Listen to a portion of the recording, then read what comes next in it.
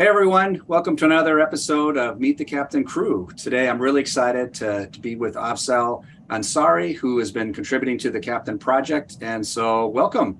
So Afzal, tell us about yourself. Thanks so much for having me here, Rob. And yeah, so about myself, I am Afzal Ansari. I'm an open source enthusiast and DevOps enthusiast, definitely, uh, because I have a lot of you know good understanding of DevOps side, and I have made some contribution in this regard. Talking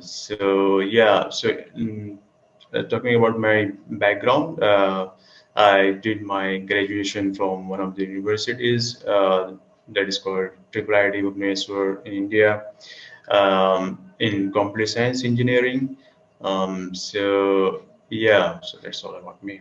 Yeah, no, it's great. We've had a lot of people from your background, and it's exciting to have folks with DevOps background and computer science and contributing in all parts of the project area. So, yeah, tell me then about Captain. How did you find out about it? How long have you been involved with the project? So it has been 4 to 5 months almost in this project since I joined.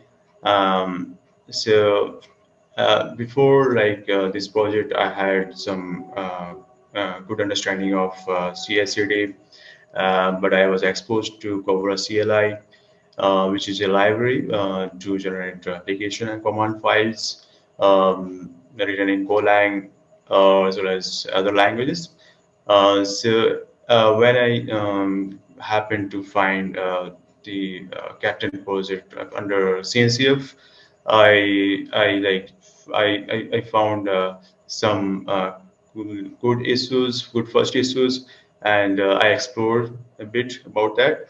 And from there, I started contributing, and I got a lot of supports from the mentors. They really supported me all the way